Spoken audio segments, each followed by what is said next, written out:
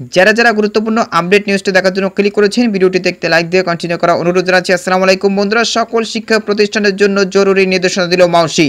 এই নতুন নির্দেশনা সকলকে মানতে হবে। ফের করোনার কারণে কি শিক্ষা প্রতিষ্ঠানগুলো বন্ধ হবে কি হবে না, সবকিছু আজকের এই ভিডিওটির মাধ্যমে জানতে পারবেন।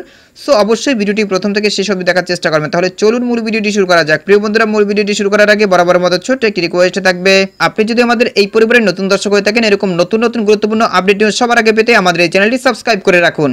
প্রিয় বন্ধুরা, দেখতে পাচ্ছেন আমি কালের কণ্ঠ পত্রিকা রয়েছে। এখানে বলা হয়েছে শিক্ষা প্রতিষ্ঠানের জন্য জরুরি নির্দেশনা। তো কি এমন জরুরি নির্দেশনা আমরা একটু দেখে নেই। প্রিয় বন্ধুরা, এখানে বলা হয়েছে দেশে করোনা ভাইরাসের নতুন ধরনের সংক্রমণ রোধের পাশাপাশি ডেঙ্গু প্রতিরোধে সব শিক্ষা প্রতিষ্ঠানে 6 নির্দেশনা দিয়েছে মাধ্যমিক ও উচ্চ শিক্ষা অধিদপ্তর মাউসি। সেই সঙ্গে সচেতনতা বাড়াতে প্রচারণায় সব শিক্ষা প্রতিষ্ঠানের শিক্ষক ও শিক্ষার্থীদের সম্পৃক্ত করার নির্দেশনাও দেওয়া হয়েছে। রবিবার 15 জুন মাউসির সহকারী পরিচালক সাধারণ প্রশাসন মোহাম্মদ খালেদ হোসেনের সই করা এক বিজ্ঞপ্তিতে এই নির্দেশনা দেওয়া হয়। দেশের সব শিক্ষা প্রতিষ্ঠান সংশ্লিষ্টদের ইতিমধ্যে এ সংক্রান্ত নির্দেশনাটি পাঠানো হয়েছে।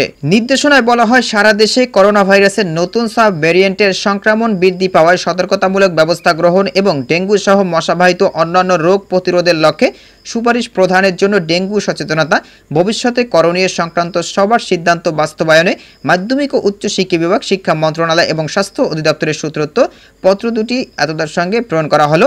পত্রদ্বয়ের নির্দেশনা অনুযায়ী অধিদপ্তরের আওতাধীন সব শিক্ষা প্রতিষ্ঠানের নিচের নির্দেশনাগুলো প্রতিপালনের জন্য নির্দেশক্রমে অনুরোধ করা হলো। তো কী কী নির্দেশনা দেওয়া হয়েছে এখানে দেখে নেই।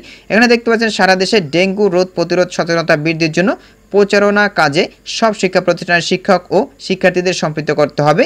বারবার প্রয়োজন মতো সাবান দিয়ে হাত ধোয়া অন্তত 20 সেকেন্ড ধরে। এরপর দেখতে পাচ্ছেন জনসমাগম এড়িয়ে চলা এবং বাইরে বের হলে মুখে মাস্ক পরা, আক্রান্ত ব্যক্তি থেকে কমপক্ষে 3 ফুট দূরত্ব বজায় রাখা, অপরিষ্কার হাতে চোখ, নাক ও মুখ স্পর্শ করা থেকে বিরত থাকা, হাঁচি কাশির সময় বাহু অথবা টিস্যু বা কাপড় দিয়ে নাক মুখ ঢেকে রাখা।